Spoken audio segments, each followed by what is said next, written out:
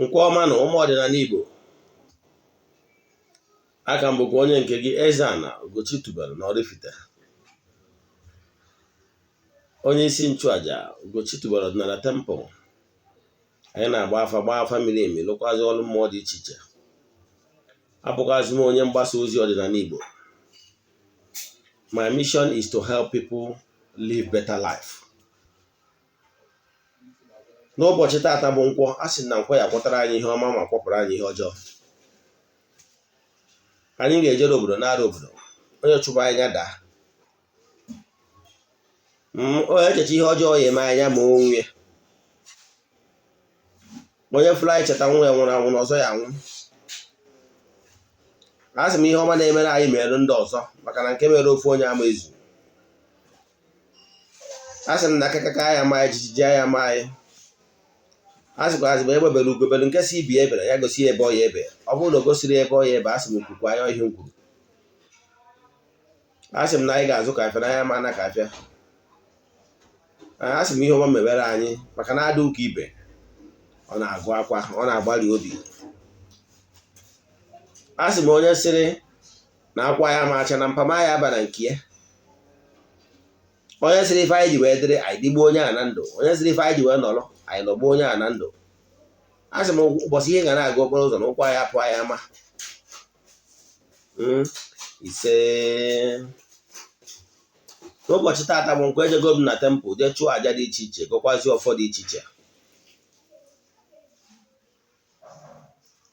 Ma n'isi ndị enyi m ndị niile na-aga ọfọ 21 days nkwụsị gọba, my fans, viewers all over the world, my subscribers, ndị na-ahụ ha dịrecha ihe onyonyo m ha tụsara ya ndị ọzọ.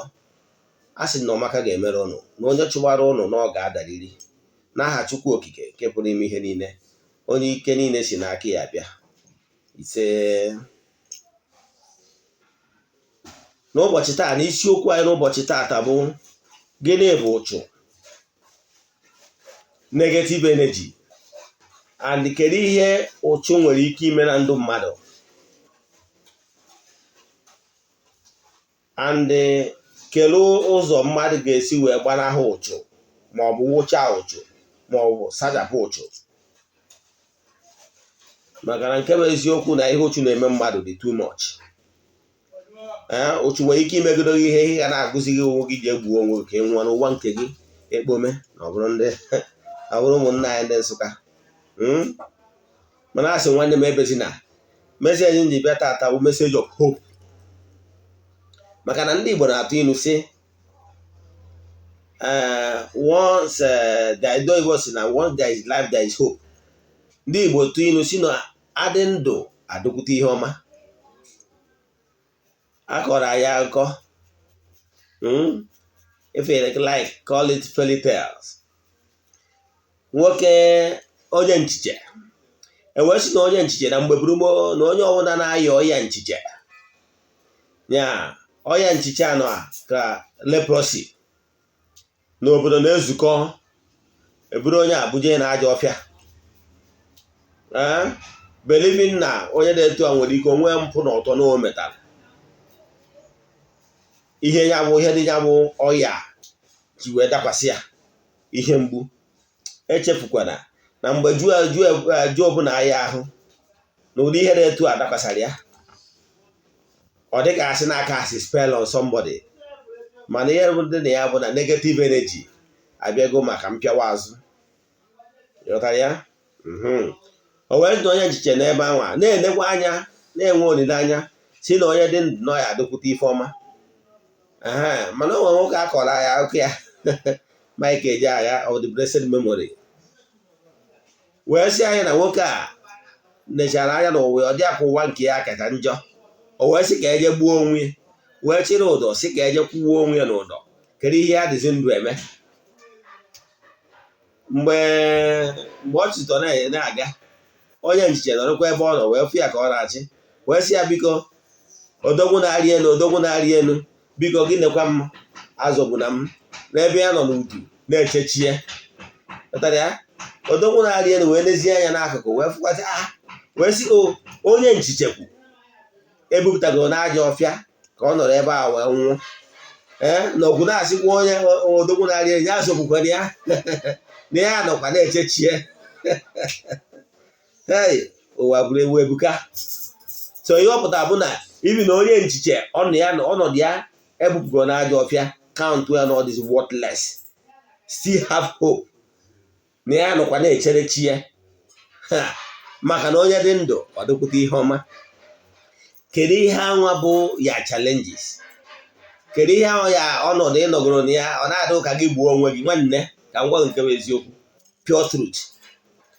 Even if you kill yourself because of whatever challenges you think you are facing now, is not end of the problem. You know, life is not as if the way you are looking at life. Ụbọchị nkọwa gbasara reincarnation wee gwa gị na every human soul spirit nwere number of time allocated to that particular soul, that each individuals they call human being. Now, wee gwa gị na no human being will live the whole allocated time in one single earth life. Life is continuously. Ọ ya bata ndị ụka USA na ndụ enwero njedebe, na ọ bụ mgbanwe ka a na-agbanwe ndụ. World without end. Ịghọtara ya? Ịma na ndị ụka ọbịa na-ekwu ya mgbe ụfọdụ nwere ike ha aghọtara maka na ha dị akọwara mmadụ ihe ọfụma dịka Polo kwuru na-akọwatararị ọfụma. Ihe m na-achọ ịkọwara gị bụ na allocate each individual a number of time for that spiritual spark, the spirit jam, for the spiritual realm to come on earth to mature. Because when you are in the spiritual world, because of the intensity of the power of the light, because in the spiritual realm you are closer to the omnipotent God. Chukwu okike nke pụrụ ime ihe niile. Therefore, the heat and the force around him and all the worlds surrounding him, the intensity there, the power of the sun, the power cannot allow any soul or anything that is not mature to withstand the heat of the Chukwu okike. Can you use what time say aghọta? Therefore, the higher you go, the heat. Now, any soul that is not matured will not be able to withstand the presence of Almighty. Even the surrounding environs, it can't stand it. So, human spirit being in the spiritual world is unconscious of who they truly are. So, human being living in the spiritual world is unconscious of who he is. So, therefore, making that human existence irrelevant. Ọ na-emezi that human existence onwere ozi uru ọ bara, maka na the person will not be able to contribute his or her own quota in creation, furthering creation. Therefore, those human spirit need ka ha bịa in this gross material world that is cooler. Is cooler because no tere aka ebe Chukwu nọ. Ọ ya pụta akwụkwọ ndị ụka ọbịa si wee sị na etu elu si taa aka n'ụwa, na-etu aka ochiche mmadụ si wee taa aka n'ebe Chukwu nọ. Ịghọtara ya? Now, Chukwu bụ mmụọ nọso ebe niile. Yes. Mana human being, the domain, the living earth is far away from the throne of grace. Because Almighty, no human being can withstand the presence and radiation from the Almighty himself. I am at our foreign man na have Jesus anyway. Masha no chindo ko bia. Mana onye ọbụla nwere ike isi na ya have God, the creator of the whole universe. I will say the person that is a liar. You can see the angels, the angel nke Chukwu, the entities of powers, the na-ejere Chukwu na mmadụ ozi. Maka na adaro through their power ka nwee ike able intermediary between God and man. So therefore, they came to meet man with diluted radiation so that man can stand. Sorry. Anya bata mgbe gburugburu onwe ka mmadụ si wee bịa in contact with ordinary mmụọ wee just elemental beings isi ebuo ya. Ịghọtara ya? So onye abụghị ihe kwesịrị ịmata na how things work. Now, o wee bụrụzie na ebe ọ bụ na Chukwu, the contents of human being cannot withstand the radiation from the Almighty God, the omnipotent. Onye ike niile si n'aka ya abịa, mmadụ wee gbadata na the cooler region ebe mmadụ ga-enwe ike ịmachọ, then ịmachọ iwe nwee ike chigha back as a conscious, gbanwe ịdịgo conscious, ịdịgo matured to withstand the radiation from the omnipresent God, the Almighty, the unmovable mover. Onye ike niile si n'aka ya abịa. Ịghọtara ya? So because of that, that's why we are allowed to stay in this gross material. Now, what I want to say is that when you are here to mature, you will have allocated time given to you to live here on earth to mature. Then when that particular time elapses, you will be withdrawn from existence. Now, whatever you use your time allocated to you in your previous earth lives determine whatever you will get. Whether you will remain n'ogige nke aṅụrị, furthering creation, so n'otu ndị ichie, ma you ga-face the total annihilation ekwu na akwụkwọ ndị ụka ọbịa, ma ọ face ọnwụ nke ugboro na-abụ anwa bụ expunging your name from the book of lives. Ndị gụgoro ihe mgbe m kwuru gbasara reincarnation ga-aghọta nkụzi m ọfụma. Now, ihe chọrọ ịkọwa ebe a bụ na ya that this your present earth life is not the first time. So when you are facing challenges and you decided to kill yourself, you are only hurting yourself, because it's not the end of the problem. What will happen is that also kebal, also kebal. You will run away soldier, my brother. You are a coward. Yes, if I will use the word. You know what ị kwesịrị ịgba ọsọ ọgụ, mana ịgba adata ọsọ ọgụ anwa ihe mere bụ na a ga-akpọchiga gị azụ. Akpọchiga ịdachiga in the world of spirit. If you still have another time to copy here on earth, you will be given another opportunity to start where you stop. So, my brother, don't ever contemplate taking your life by yourself. It's a wrong idea. Because when you do, you have not solved the problem, my dear. You only try to gba ọsọ na nke a adịchi atapụ ebe ị kwụsịrị. Nke bụ eziokwu na ịgba ọsọ ọgụ maka na ihi na ịfụ challenges of life. You will decide that you igbuo onwe gị thinking that you have ended the mess. My dear, it did not end anything. What will happen is that you go back to square one and start where, when you reincarnate again, you start where you stop. You don't what about my brother, my sister, take the bull by the horn. Mmadụ ịda atụ ụjọ ọgụ bụ the act of the weakling. What you know why one thing is common with the great minds. Yes, the mastermind, the great minds, they never quit.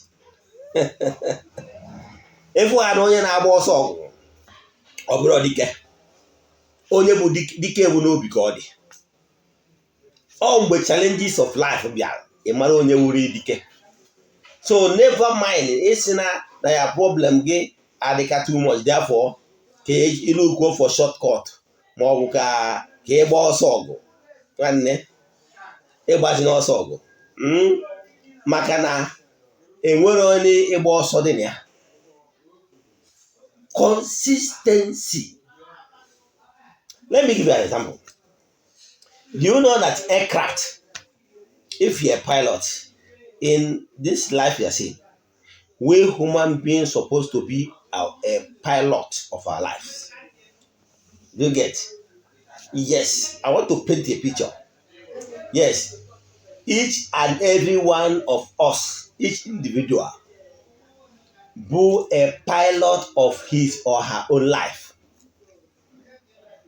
And each life we are seeing deserve to be given 100% shot.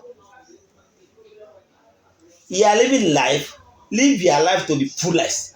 The man now, woman wants the life well fulfilled. Live life to give their life their best shot. Any condition you see yourself, give it the best shot.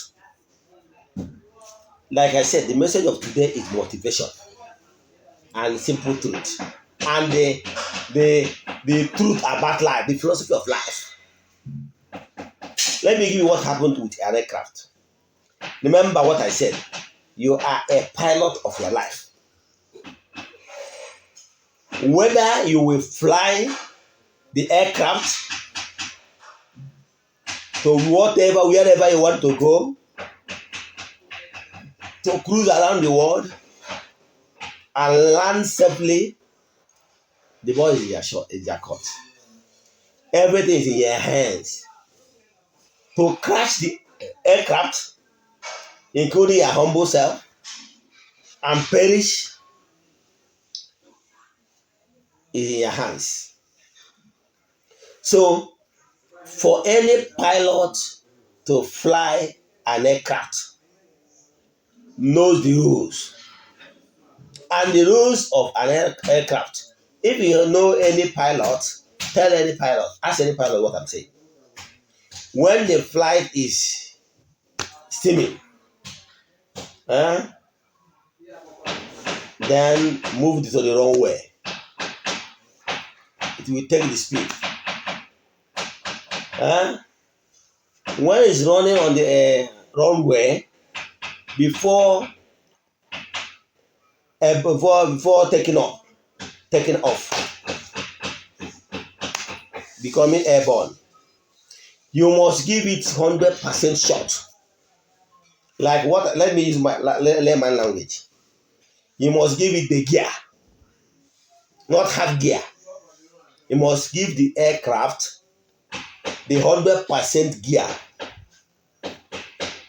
so that aircraft will lift and become airborne and start flying, so that you'll be cruising around. That is life for you. For you to enjoy this life, for you to cruise around, you must learn how to give your life a meaning, give whatever you are doing 100% shot. Give your best strength. Don't say the attitude of the weakling. Let me just try. Not just try. Just try is not enough. Give your best shot. Do whatever you are doing as if your life depends on it. That is the zeal.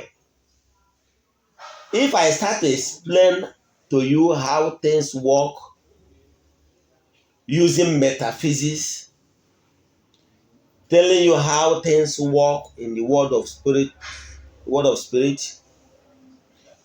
you will know that by intensity, whenever you are doing everything you are doing, 50% of success we are recording here as human, as spirit, start with our composition. The composition of the mind. The radiation will radiate in whatever you are doing. Whatever you are doing, don't have the attitude of let me just try whether this will work or not. Give it 100% shot.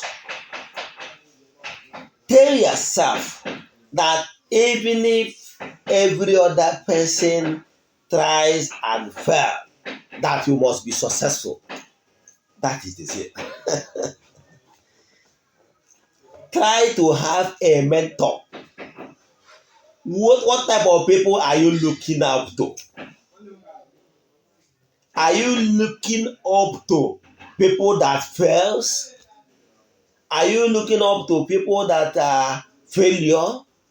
Are you looking up to people that did not make it in life? Example, if you are going to as a transporter and you want to make it in life, who will you consult to give you advice if you are an investor, you want to go into transport business? Is it a local kabu kabu man in your street or God is good motors? Huh? Or is it established companies that are very successful and very massive with bringing out chains of progressive management skill?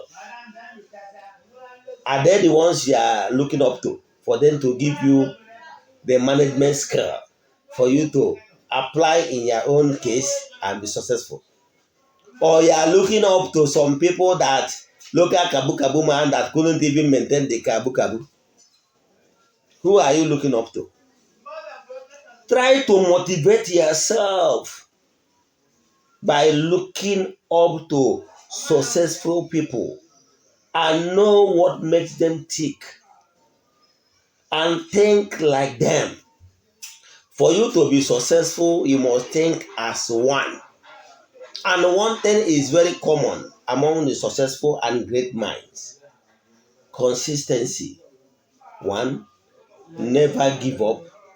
Two, learn from every mistake and continue. Now, what I'm saying is okwu dịka isiokwu n'ụbọchị taa ụchụ na ihe butere ụchụ, and what you will know that ụchụ around the corner and what you must do. These questions mba na-aza ha niile simultaneously. Now, ihe na-achọ ịkọwara gị bụ never you give up, because na problem ị na-enwe kịta, challenges of life you are having now is weighing you down. Do you know where I keep saying that what you are suffering today is just a mistake, or because you did not do what you're supposed to have done in your previous earth life, or in 5, 10, 15 years ago? That is what is playing out now. You get? That is why you are suffering. That is why you are suffering. You go? Mm-hmm. So what you will be doing is this. What you will be doing is this. Learn how to plan. But before I go further, what is Ocho? Ocho is a state of negative aura, negative things coming to around someone because of what the person did in the past, or because he refused to do the right thing. Therefore, the percussion of whatever the person must have done in the past, some call it nemesis. So what I can tell you is that when negative energies start coming, learn not to start blaming people, that people is responsible for whatever challenges you are facing. Stop blaming your uncles. Stop blaming your aunties and so many and so forth. Stop blaming your neighbors that are responsible for what you are passing through. Let me tell you one thing. If the radiation coming out of you, the aura is of pure volition, no negative thought, negative longing, negative volition will ever touch you. That is simple truth. Even if somebody thinks evil against you, if there's no atom of negativity The law of karma is the one in charge of paying everybody in his own coin. Echefukwara Galatians 6:7 that God can never be mocked. Whatever you sow is what you will reap. So if you are ever sow negative things will come to you. Let me give you an example. If you are somebody that enjoying sleeping with somebody's wife,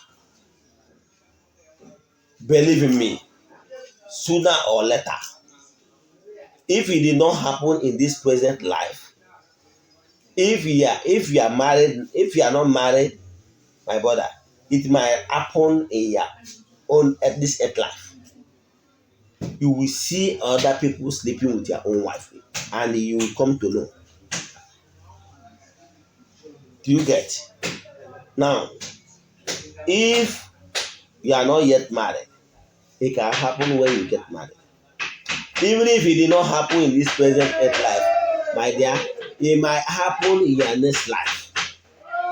No two ways about that. Do you know what karma will do? In your next life, or even if you are single now, but you are the type that sleeps around with some people's wife, what karma will do is that it will make it possible for you to be drawn to a lady that will never be faithful, and two of you will get married. Do you know why karma allow you to get married to this particular lady? Is to because to cheat is in her body, in everything concerning her is cheating. No matter what you do, she must cheat. You know why? She must cheat in order to pay you back of that cheating you once cheated someone.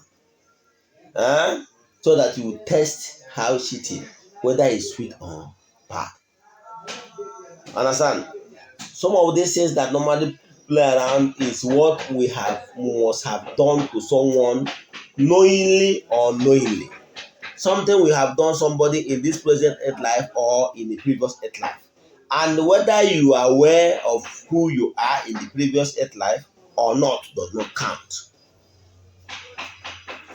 So what you need to be doing is to always making restitution, making sacrifices to appease the laws of retributive justice, to have mercy on you, that you have turned a new leaf, so that those negativity will not hit you hard, but whether those negativity will return back to the originator, definitely they will.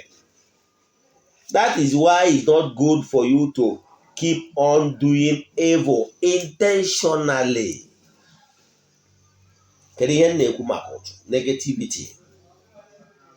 Some negativity we are doing now is what we brought upon ourselves. Example, ịbụ nwa okorobịa, ịtụwa nwa agbọghọbịa ime, mgbe ahụ ịkpacha anya, mana mgbe ọ na-abịa na be gị, ọ gwara oke yuzu rọba, isi na ime yuzu na rọba adị atọ ụtọ. Ọ na-ekwesị ya mba ya hapụta ọnwere anyị ebebi. Ịtụwazie ya ime, ka nwa fadazie the child. Take a responsibility of the child. You see, may take care of what was it. Now you flush that thing out. It become that thing. When they got the easy on, they already down. The lady in question, birds of the same feather, she agrees with you and flush it out. You engage yourself in abortion as a single guy, as a single lady. Let me tell you, abortion Uchu is not only bestowed on the lady in question. The guy in question is still involved. Let me tell you one thing. A single abortion you committed, or you give a lady money from your business money, from your pocket. You give a lady money to go and abort or flush a baby, can crash your business. Don't you know? You a lady, someone gave you money to go and abort it, and you agreed and do that. Can can bring negative energy that will hold you never to get a responsible man in your life. By that time, you'll be thinking, who is responsible for me not be able to get a right man? Sometimes you will cable life negative energy that you brought to upon yourself. Let me give you an example. Do you know that the person that's supposed to reincarnate in that act, joyful activity between man and woman, like I said in my previous messages concerning reincarnation, that millions of souls are waiting for opportunity to be presented so that they can reincarnate, even among their relatives.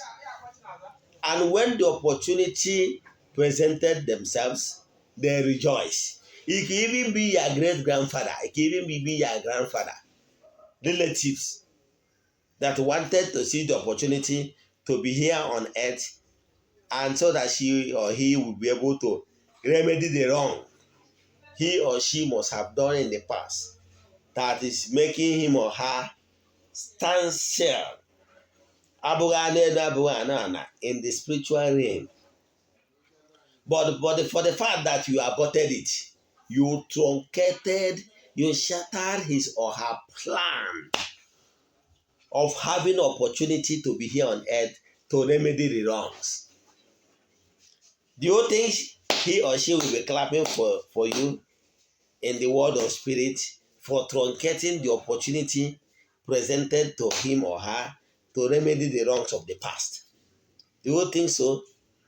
Don't you know that she or he might be angry with you? And that could be one of the challenges you are facing now in the sense of Uchu. You got that, yeah? Negative energy. For the fact that you deprive the upcoming spirit from reincarnating, therefore stopping the spirit from having opportunity to remedy the wrong he or she committed in the past. That spirit might not be happy with you. Not every spirit that you will abort and you will go scot-free.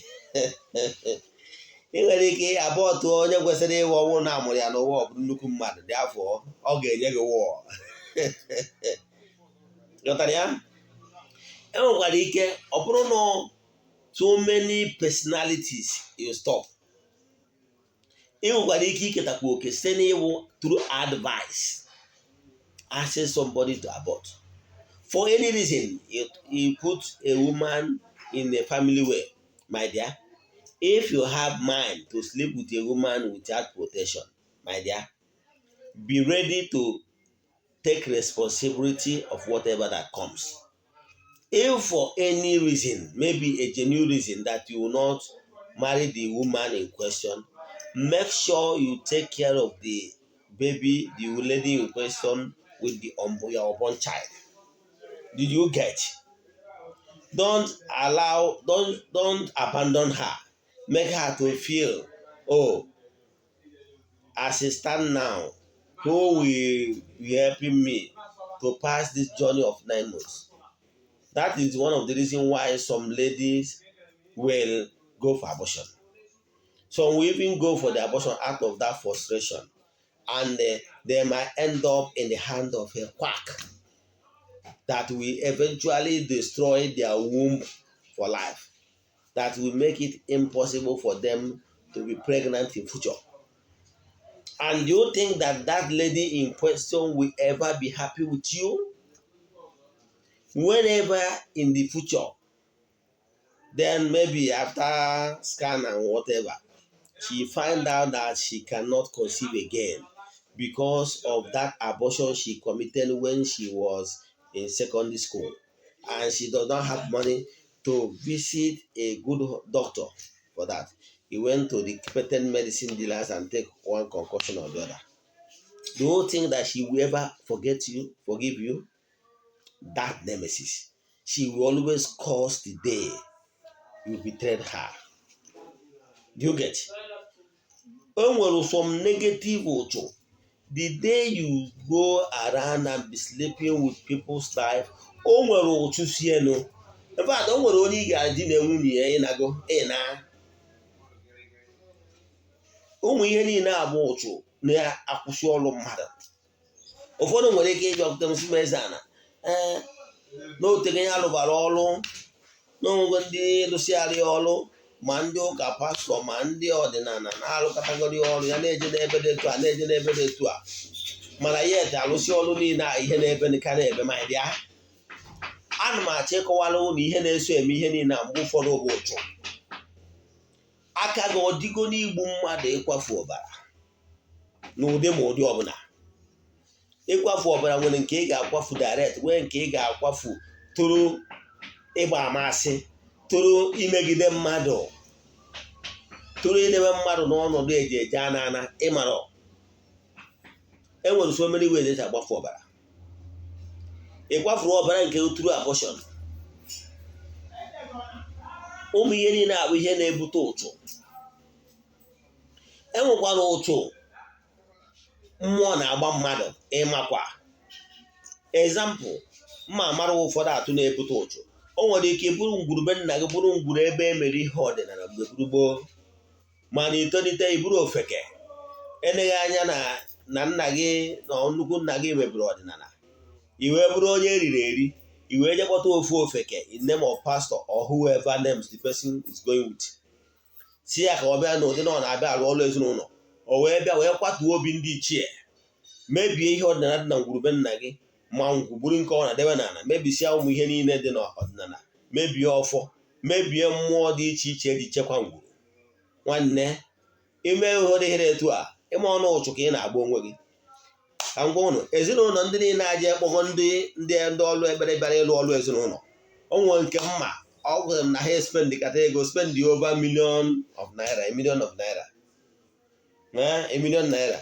Now, ihe batara ya bụ na-akpọgo so many series, akpọgodogo na Ọnịcha, kpọgodo na Anambra State, akpọgodo nke na-emedogo kpọọ from Lagos wee gbadata chatara ha moto, of which na-agụwa ego ha spendigo n'ọrụ ezinụlọ na ọkarịgo 1 million naira. Emechi ihe na-ebe ka fad ọkazie njọ. Ịghọtara, mgbe ị mechara ihe na-eto ahụ ọkazie njọ, ịmara na ịgbago onwe gị ụchụ. Na ihe ọ pụtara bụ ihe iji gba onwe gị ụchụ bụ na mgbe ahụ ịbịa filuo onye fụrụ ọfụ si gị na o nwere mmụọ na-ebili na ngwurube nna gị, na-eme na ụlọ adị aga n'iru, ma ọ na-ebute ụchụ n'ebe ụnụ nọ. Onye gagido n'ihu agaba n'azụ, nke a na-eme, nke a na-eme, nke a na-eme, yes. Mana onye ahụ afrozi na that anger na-ebili na ngwurube nna gị bụ because na unu mebiri ihe ọdịnala dị na ngwuru, o wee na-eme unu eji eje anana na ihe unu kwesịrị ime ewu appease those anger. Gị na mmụọ ị na-eresịrị mmụọ, gị na mmụọ ya agba uwe dị na mmụọ, na ihe ị kwesịrị ime. O nwere ihe wrong approach. You can't beat the rich. You can't beat the rich. Example, ana m achọ ịgwa, o nwere nnukwute ọgaranya gị na ya agba agbata obi. O nwere ndị bịakwutere one day wee sị m na o nwere ọgaranya na ha bi. Ọgaranya a nwere ezigbote ego, nọ ihe na-esekwa okwu about 2 feet, just one small ịgafere ana m. O wee bụ ha na ọgaranya wee na-ejekọ. Ọgaranya nwere ezigbote ego, ibe na kọtụ go san wụsa ụnụ nwa na onwe ụnụ bifo unu akwụwolo ya jere kọtụ, unu ejetụwa ego. Ọ ya agbalịrị unu ego niile unu ji tie unu n'ọnọdụ ejeje anana, ịma na mmadụ karịrị ibe ya, ịdị atụ egwu. Mana ụdị ihe na-etu a bụ ineche anya fụ na karịrị gị, mmadụ adị ama aka onye ka ya dị. Ihe ị ga-eme ihu yerie Chukwu, isi Chukwu na ndị ana ngwa kpee na onye a na-eme karịrị m, unu jiri aka ụnụ jọjịa ebe ụnọ. Nya ka ọ ya abụzi na ịbịaziri gị na mmụọ nọ na ngwurube nna gị ọgbụtọrọ ọgbụ bịa na ama aka. Iche na mmiri na nnu a onye a bịara na-efekasị na ngwurube nna gị, ị na-akparị ndị ichie na-akpọ ya ancestral curse. Onye a bịara ịbịa lụọ ọrụ asị nọ ancestral curse, mana ọ fụrụ clear. Maka na ihe o kwesịrị ịgwa gị bụ na ngwurube nna gị na-ahụ ọkụ because of anger of your ancestors. Ihe ị kwesịrị ime ewu ibutuo obi, yọtuo ha ka iwe hazie, chụpụrụ ha aja mee ka udo wute ha nwa ka iwe ha dajụọ ka egwu ọma na ihe ọma bidokwa mewe na ngwurube nna gị. Mana ọ bụrụ ka ị gba ha wụọ ị na-asị abịa na-asị na mgbudi adago na-efekasị ọyị emecha ihe na-ebe na aka na-ebe gị na mmụọ na-ama aka gị mesizie gbachazie ụwa a gịnị mesie ihe na-ebe fadụ ọnọdụ ka njọ mgbe ahụ onye bịa alụghị ọrụ ezinụlọ na anara ọ nara ọnụ ụzọ ọ pụọ n'ụzọ were akwa jụchaa ahụ ya sị unu ma ụnụ ya mara ụnụ tiwara onwe ya akwa narie si na ya ama agba akpụ nkọrọ bịara ịzọ ndụ bugara ịghọtara ya. So ihe na-achọ ịkọwara gị bụ ikwe na ka afọ ọrụ ụdị ọfụ a ga-ebịa gbaa ya ancestors ka mmadụ ga-atụ etu onye bụ nna ma ọ bụ ịbụ nne na-ata afụ na-elebọ maka ọdịmma ụmụ gị. Onwero nna na ọdịnala Igbo isi dị mma ama eweta ọjị na-aga ọfọ ka ụmụ ya kịa. Yes, nna m mgbe ọ dị ndụ ọ na-eweta ọjị na-aga ọfọ ka ụmụ ya kịa amakwu na-etu a ka nna gị si mee. Na kedu ụzọ ka o si wee dị gị mmadụ abịa na-asị onye ọya ancestral curse nọ ndị nna nna gị na amenụ na-adị aga aga? Ọ bụrụ eziokwu then na ya ancestor curse, yes kọsụrụ maka na iwe na-ewe ha ọnọdụ ụnụ wee dị njọ bụ eziokwu. Mana na ọ bụrụ ka ijezie sizie ha na ka ije gba ha wụọ ka ijesi ha back to sender ya faya ka njọ oge ofeke. Mgbe Jizọs Kraịst ndị ụka ọbịa nọ o nwere kama ofu mkpụrụ deiti o ji eresụ ọ sịrị ọkụ gbawa ọfaya ya o nwere ofu ndị mkpụrụ deiti ibiri mgbe niile ọ na-eme casting. O nwere ajọ mmụọ ọbụla ịkpọrọ ajọ mmụọ nwere nke ọbụla ọ kasịrị sị die fire ya o nwere nke o mere ya. Can't you see that spirit cannot die?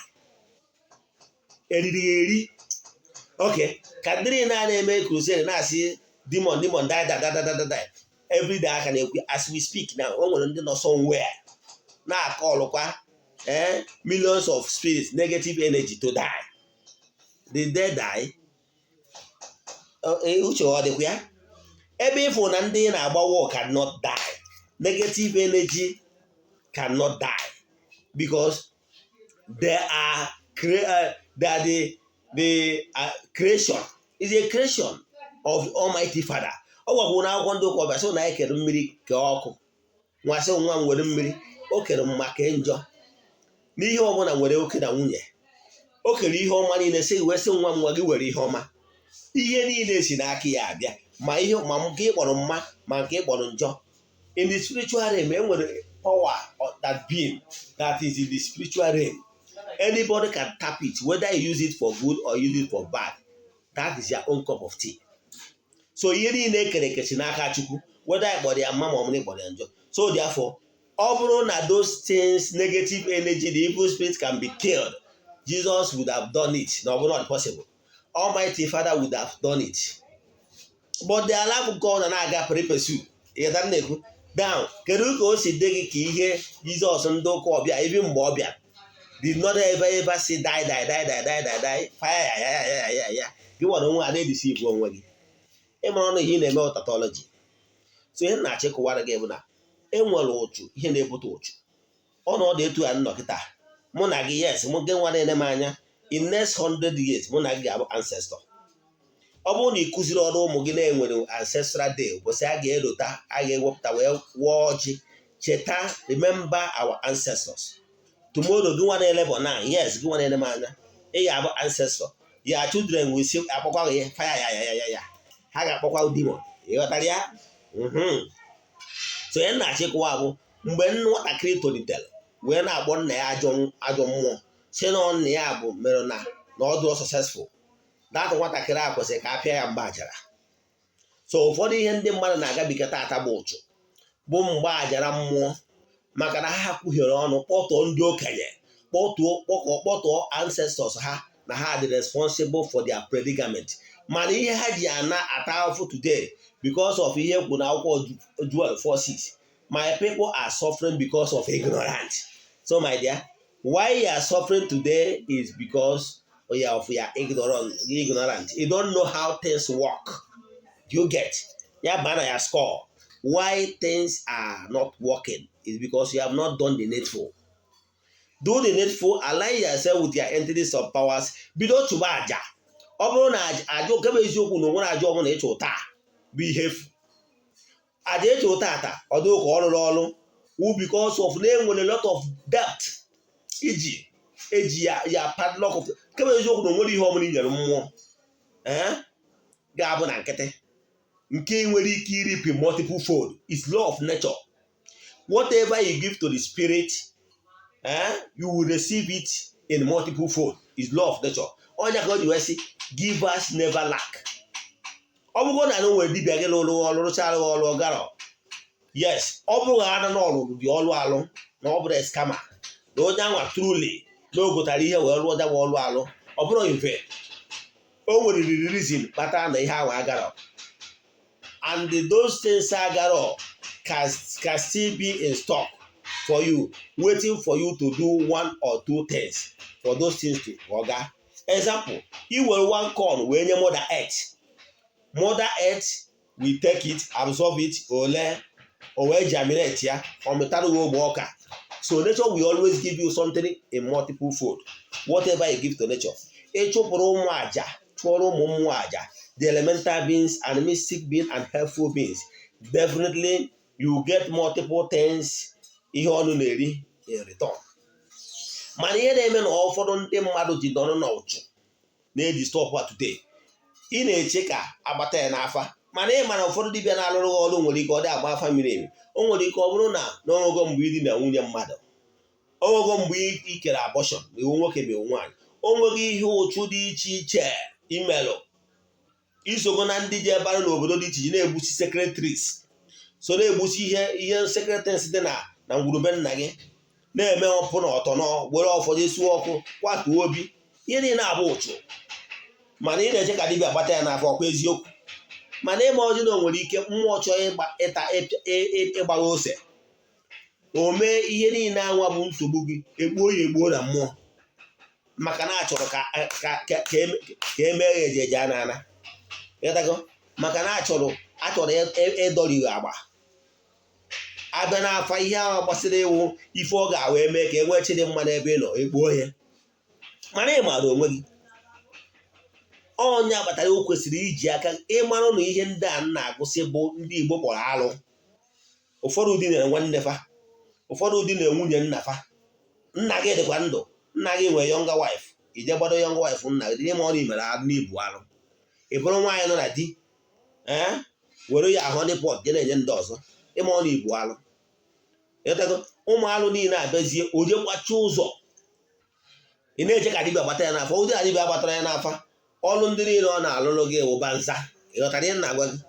Ọ ihe ndị Hausa kpọrọ banza ka ọ bụ. So na o nwere ụchụ ga-anọ n'ụzọ ụzọ otu ahụ ehi ndaa ọlụ gị gaa.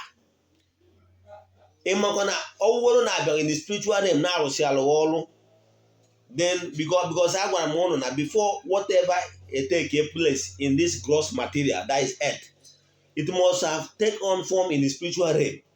Now ọ bụrụ na mmadụ intercede for you, let's say na etu a nnọkịta amụ onye nchụaja n'isi gị wee yọọ ezumezu mmụọ, biko ha gọzie gị. I interceded, intervene in your own case. Then that you are one yọrọ, anyway ga-take decision. The power that being, the entities of power sị mụ na ha so, ihe ha ga-eme bụ na ha ga-eje na entities of power je intercede on your behalf. Then we ga intercede on your behalf. Maka na ekpere a na ayụyọ anyị yọrọ n'isi mata obi, example na ọ ga-abịa n'isi mmezu n'isi mata obi.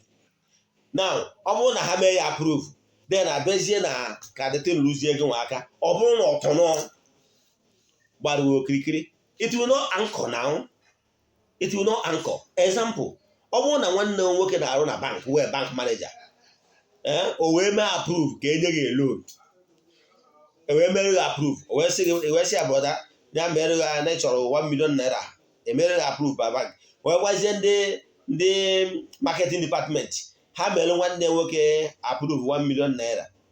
Then but however, following the natural laws in the bank, that those bank people will always come to your shop to check your turnover, to check actually this 1 million naira enyeghị ya ma ya akwụchigawu ya. mgbe ha bịaji na shop ụfụ na ihe dị na shop na iwe ọtụrụ 100,000 nwanne they will not approve it despite the fact that your brother nọ na bank manager asịgosi nye gị ama enye gị ya. You know why? Nwanne gị anwa si ọnwụ were ego anwa nye o nwere ike iluzu ọrịa na ọbụ na ịkwụrụ ụgwọ a unless o use his personal money nye gị. Mana following banking principle bụ na those marketing managers will come assessment to your business transaction mara na turnover gị awọtụrụ inye 1 million naira because if they did not do so ma ọ bụ si weta collateral, if everything goes wrong the thing will marang n'isi ha.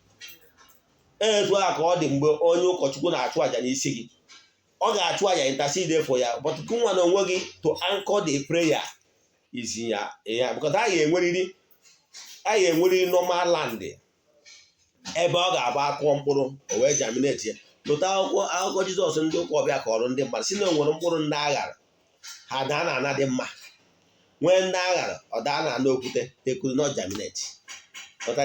So sometimes challenges you are facing is as of negative. Okay, ị nwere ike ịnwụ nwaanyị ị na practice super lesbianism, ị bụrụ nwaanyị nwoke ị na practice homo iwe homo person then ọ ga inwe ịmara na those things need ka eme cleansing n'ibu ụchụ ịmara na ibu alụ ọmkwuo ya sị na m ekwuo mana ịma ọzọ na o nwere ihe na-eso nwere ike ịbịa okpue na-afa amafia na-afa so ọgwụ nwa ya eji aka gị n'obi tiwara etiwa na ogwu gwepere egwepịa wee sị dibịa biko na o nkwara ihe dị ọtọ na ọdị etu anyị mere for gị nwa na onwe gị ikwupụtagoro ọtọ na anyị megosi na ịdịgo humble enough mana na ihe i mere na ọ dọrọ mma wee yọọ mgbaghara na ya. Maka na etu esi eme kịta lese mụ nwa na onwe mbụ Eze-Ana anyị nwa na onwe anyị ụmụ uru dameji na n'ogbe na oraifite anyị na-akpụ alụ ịghọtara ya. Ndị nna nna anyị ọ pụtara ọbụ na-akpụ alụ mụ nwa bụ Eze-Ana Ugochi tubelu na-akpụ alụ enwere m ọfọ eji akpụ alụ nwa aja ana ebe anyị na-akpụ alụ na ọ bụrụ na ị bịa n'ihu aja ana igwe aja ana ihe imere n'imekwara abortion and n'ime emezi ọzọ ihe a chọrọ ịnụ n'ihu aja na bụ n'imere ihe na-etu a na o wutere n'imere ya and n'ime emezi ọzọ onye nọ n'ihu aja na wasị gị emezikwana ya ọzọ then o wee were ọjị wee yọọ on your behalf n'imere ihe ndị dị etu a na-amaghị ama ha biko ha mere gị ebere wedozie ihe ndị ọzọ eji eme appeasement wee mee appeasement n'ihu ana wee tie ọfọ na ana iwee naba. Ịghọtara ya. Ọ bụrụ na nke imere owu ihe gbasara iwufu ọbara daisi igbu mmadụ ịma na enwedị ndị ọya arụ ụdị too much ịma nọ nke a ga-eji eburu a ga-eji atụrụ wee gbara isi gị emechaa ya arụcha ọrụ na-eje kpọpụta bụ atụrụ hapụ ọ na-agagharị and so many and so forth but you must pay homage gosi na o wutere gị bụ ihe imere. Ịma ọ na data ụchụ ga-agbarụ ihe ọrụ niile mgbe ụfọdụ nọ na-abụ ndị mara ịnwe na-agba famili eme nwere ụfọdụ ya eche na ọgwụ ka agwụrụ ha mindset o burugo n'obi n'ọnwa nne mpe ya o nwere ike ome foundation metade foundation ọrụ ụlọzi ụfọdụ ndị ara afọ ọfụ mmiri emi ma ụfọdụ ndị ebere ọfụ ara that negative energy sienu ọsị na ọgwụ. Ịghọtara ya my brother. Some of these things a na-ahụ ije na be dibia ma oje na be onye ebere ọsụ na ọgwụ ka agwọ ọrụ nwanne ọ bụrụ ọgwụ kwuo na ọmụnwa bụ Eze-Ana kwuru ụfọdụ ihe negative energy a na-afụ wuri ya ya bụ negative energy na-apụta like smoke surrounding you. Onye adị agba afọ miri emi ọ na-afụ ụzọ miri emi ọ na-afụ ọ ga na-afụta ya as if na onwelu aịda na ọsịrị na onwere mmụọ eji eso gị ma ọ bụ na ọsịrị na onwere ọgwụ agwọrọ na-eso gị mana ọ bụrụ ọgwụ everything abụrụ ọgwụ na ihe a bụ negative energy and one thing mara about negative energy bụ na negative energy na ọ ga-ana n'ụzọ gị ọ dị very very possible na ndị amoosu ga-anụ ya because ịdịgo atete irerele. Yes, the truth must be said, the truth must be told. See, ọnọdụ kịta echi practice ịghọta ihe negative energy bụ na ya neighborhood bido wụsaba desbin that bido det wụsaba ya n'ihu ya compound na-awụsị ya 1 month 2 months 3 months my dear, in next 6 months entire neighborhood will help you. In fact, the kind of garbage you will see in your domot in your frontage ọ ga-adị obvious to you na ọ bụrụ sọ gụnwa generate this kind of refuge. People, it will start attracting other garbages. ịghọtara ya? Etu a ka ọ dị. So when you make yourself vulnerable with negative energy, other ọtọnọ dị iche iche like Uchu, akara oghere, ọgbọnuke, rest of them will start. In fact, any garbage ọnwụ na-atụrụ gị ga-aba. Bad onwekwudo onye ọnwụ na-agwọ onye ọgwụ nwanne o nwetago gị, maka na radiation ị na-radiate is felt ọtọnọ negativity. So nwere dị etu passive maọbụ positive energy ga-esi wee penetrate gị. So nke ụfọdụ, yes, I agree na o nwere ụfọdụ dibịa nwere ike ịrụrụ ọrụ, ọ bụrụ na that dibịa adịrọ very honest, maybe na ọlụlọ data ọlụ, maybe na scamụrụ gị, ma ọ bụ na onye ekpere, maybe na ọlụlọ dị ọlụ, maybe na o mere ihe, mana o nwere nke bụ na o mere ọlụ a na ọlụ na ịdị sure na-egburu ihe mmee tụọ onye bụ aja, gịnị meziri o ji wee ha. So ọ bụrụ na enwere ụmụ ihe na-ebute negativity nke gị nwa megolo mgbe gburugburu, ị nidiri ikwupụta those things, ya wute gị n'ime rie, then isekwa aka enwe n'ofe before aka mmadụ. Ejibiara ya marụ atụ ihe Uchu nwere ike ime mmadụ, then kedu ihe ị nwere ike ime. Ọ bụrụ na Uchu dị n'ụzọ, kedu ihe ị gosiri ime. Ihe ị kwesịrị ime bụ ijekwu dibịa mara anyị ya nke ọma. N'Ugochi tụrụ na temple, anyị na-eme cleansing, saa gị Uchu, asacha gị Uchu. Ọ bụrụ nke bụ na Uchu na-ege fesi, ị ga-aga n'ihu aja na-emeghị ya. Ọgwa nnọọ nke n'idiri na-aga eje mmụọ iwe n'isi gị eme ya. Ọgwa nnọọ nke bụ na ụmụ mmanya na Uchu, nnọọ nke ị ga-eyuzuru ncha Uchu, ma ọ na ị ga-eyuzuru cleansing water, anyị nye gị ndị anwa. Mana Uchu abụrụ ihe ị kwesịrị ka gị na ya na-anọ daily basis. Ụzọ anyị si enweta Uchu, enwere ụmụ mmanya na Uchu, enwere Uchu ndị ọzọ ị nwere ike ịnwetakwu tụrụ ọnọ ka ịba moto, i wee jee amụ onye mekanik.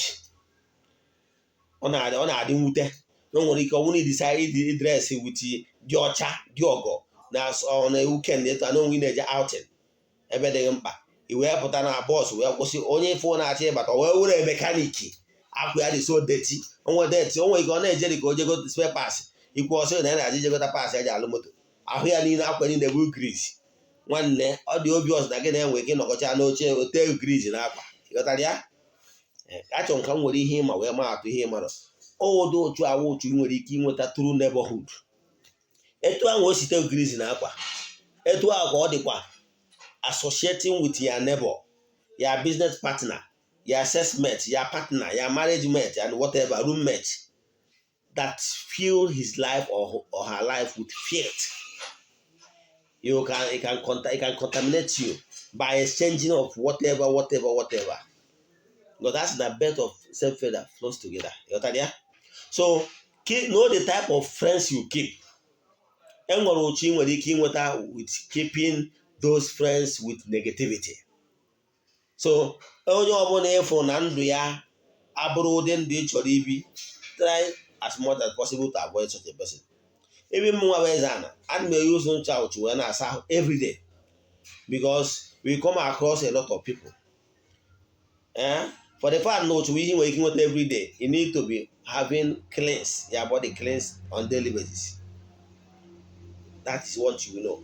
So, ọ bụrụ na Uchu dị n'ụzọ gị, be humble enough. Gwa dibịa na-alụrụ gị ọrụ gbasara Uchu dị n'ụzọ gị. Ọ bụrụkwa dibịa niile na-akpọ na-eme ihe gbasara Uchu. Ndị ọgwụ ọrụ ha eme ya, emesịa ya, arụzie elu ọrụ, ọ gazie. Isepụ aka n'ihe ọbụla bụ Uchu. Eji m Uchu wee marụ gị atụ na Uchu na-etipịa mmadụ, Uchu na-eme mmadụ ejeje na Uchu na-eme mmadụ he remains stagnant. Uchu na-eme mmadụ ebe obodo oyibo ịgbara aka. Uchu nwere ike ime gị na-azụ ahịa, ndị ibe ga na-azụ ị na-egbu ijiji. Uchu ga-eme mmadụ agba Uchu na shọpụ gị, ịgba nkịtị, ndị ọzọ a na-ele, ihe nwe adị ele, ibunatara akwa, ịtụrụ akwa agbata, ịya anọ na ịnọ nkịtị na shọpụ, akwa ịtụnata dizaịn ya pụọ n'ahịa.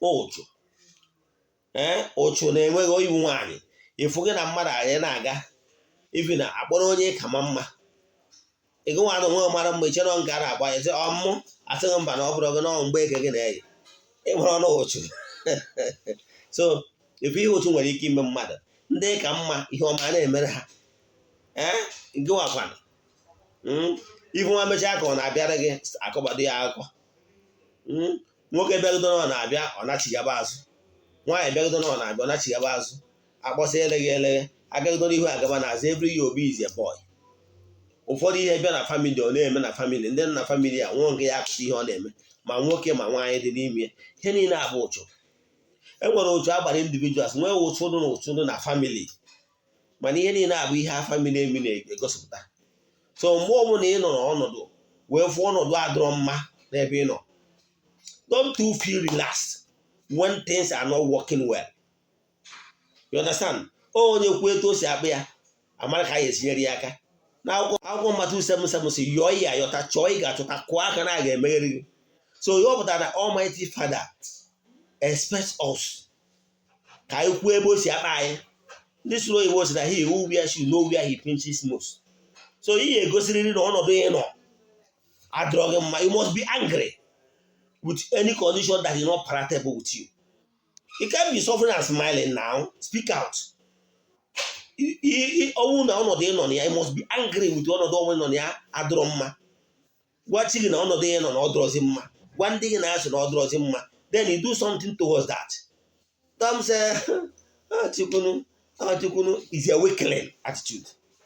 Ya attitude ọ bụ ndị na-asị ya niile dị n'aka Chukwunu ndị gị na ha gbado ngwere agba oke ị nọ na-asị na nke anọ Chukwuma weta na-ekwu ị mara ihe a na-eme because ọ bụrụ na ọnọdụ ị nọ na ya adịrọzighị palatebụl adịrọ mma kwuo na ọ dịrọ mma gwa ndị gị na ha so na ọ dịrọ mma onye kwuo etu esi akpa ya onwe nyere ya aka ịgbachi na nkịtị mgbe ite nsa na ọmụvi ka ọha ma etu a ọgwụ ọzọ m nwere ịma ahụ echefukwara na Disemba 1 bụ Eze-Ana Ugochi tubelu birthday n'ụbọchị a ka m na-emepe ụlọ ọfụ the new house of Eze-Ana Ugochi tubelu echefukwara n'ụbọchị a ka Eze-Ana na-agba ọfala ọnwụ na ị nọ na Anambra steeti anywhere in Nigeria ọ dị nọ mba ofesi eche bịa gbalata ihe mmeji mere ọjọọ ụbọchị a ama akọ mịghọtago dada a ga-eri ṅụọ n'aha Chukwu oke nke pụrụ ime ihe niile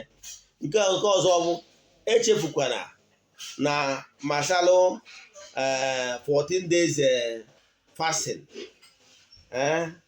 anyị na-eme that 14 days fasting anwa anyị cheke dịka anyị kwụ nọ na 19 ka ọ ga-akwụsị enwe ọtụtụ ndị mmadụ yọlụnụ yes ihe na the notice dị too short so anyị ga-ebidozi the 10 bụ tomorrow bụ 6th bụ Saturday so ebidozi ya na 6th ọ ga-endekwa na 19th that 19 anyị mesịa in the morning ọ complete 14 days anyị chụzie aja enwere ndị a ga-achụrụ aja nke aka mkpa a ga-achụrụ ha aja ebulu nke aka mkpa ndị a na-eto anwa everyday ọbụla anyị pụta anyị gosi ọfụ na temple anyị chụọ aja n'isi ha n'ofu n'ofu then anyị chụzie aja n'isi ha n'ofu n'ofu anyị chụzie aja n'isi ndị kọntributuru aja nke ayiri n'igwe mas nke grupu then anyị chụkwazie aja ha niile achụcha aja ha otu a ka anyị ga-esi na-eme everyday ụbọchị 14 days yanwa anyị chụkwazie aja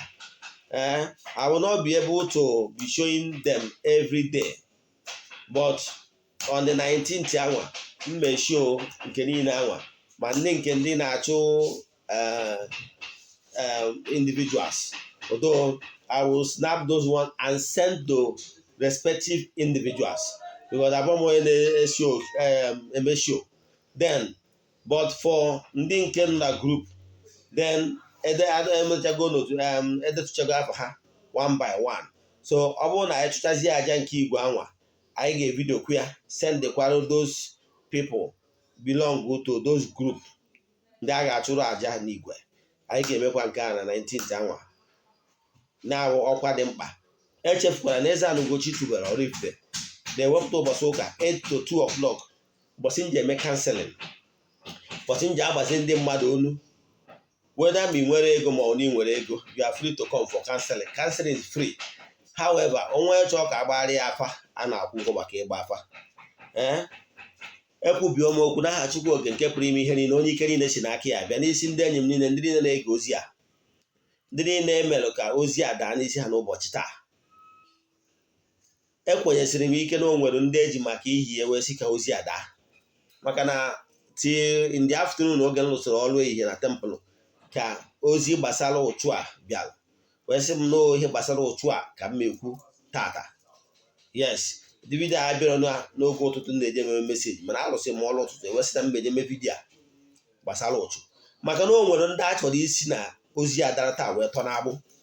N'aha Chukwu okike nke pụrụ ime ihe niile, onye ike niile si n'aka ya bịa, ekwubie m okwu n'isi ndị niile, my followers and viewers all over the world.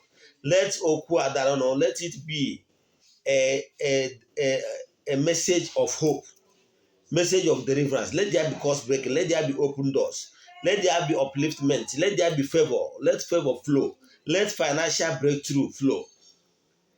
Ekwubie m okwu n'aha Chukwu oke nke pụrụ ime ihe niile. Dotakwara ndị isi ndị niile, ndị enyi anyị, ndị niile na-esonyere anyị na aja 14 days anyị na-achụ, ndị ga-esonye n'ọnwa na ndị ga-esonye n'ọnwa ọzọ. Ekwubie m okwu n'isi ha na aha Chukwu oke nke pụrụ ime ihe niile. Let there be financial breakthrough, let there be massive wealth, let there be massive wealth into the account. Ndị akaụntụ ha dị zero, ndị whatever that is happening in the account is in the state of mercy. Let favor locate them. Let the kind of money they have not seen in their alert in their account enter the account. Let them receive massive alert. N'aha Chukwu oke nke pụrụ ime ihe niile, onye ike niile si n'aka ya bịa, ya gazie unu n'ọfọ.